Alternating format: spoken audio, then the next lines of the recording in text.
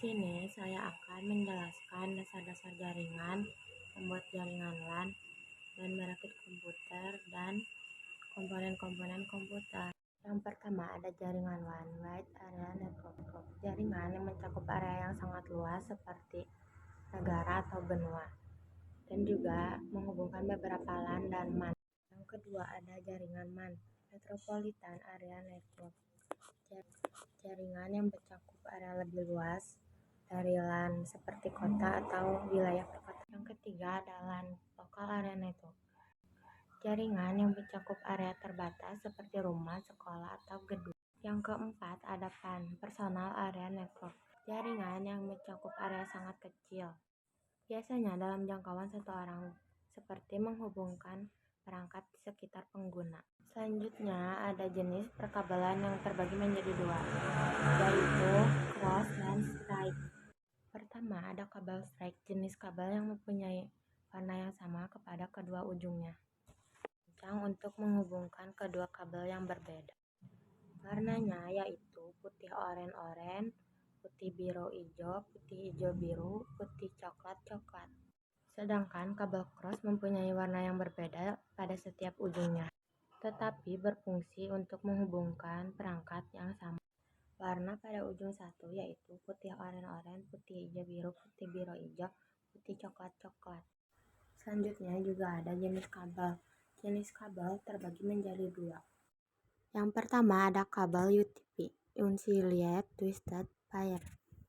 Kabel UTP adalah kabel jaringan yang terdiri dari pasangan kawat tembaga yang dipilin berpasangan tanpa pelindung tambahan.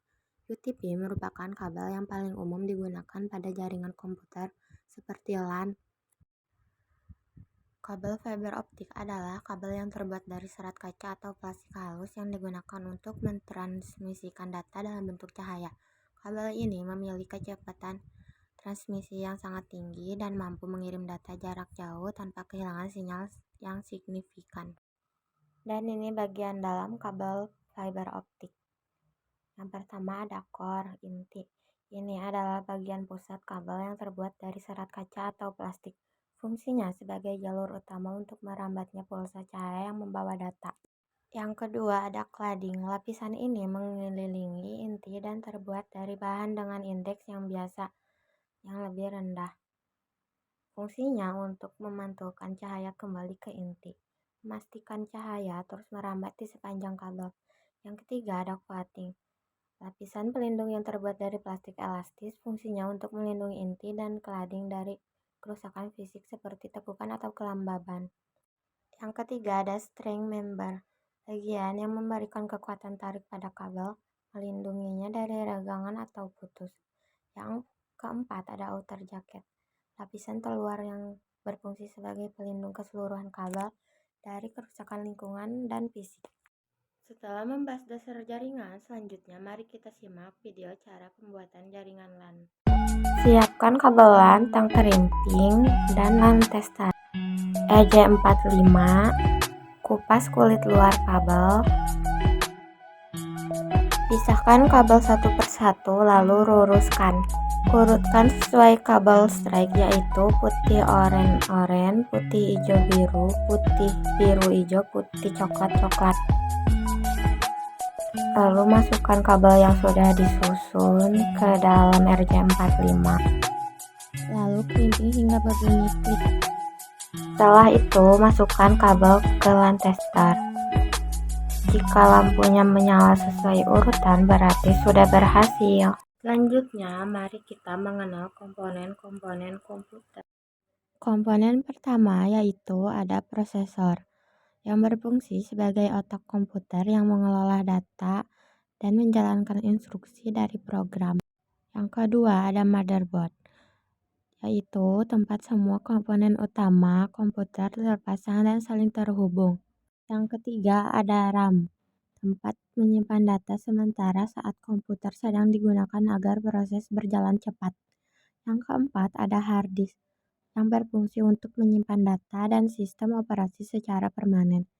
Yang kelima ada VGA, yang berfungsi mengolah data visual atau gambar agar bisa ditampilkan di layar monitor. Keenam ada power supply.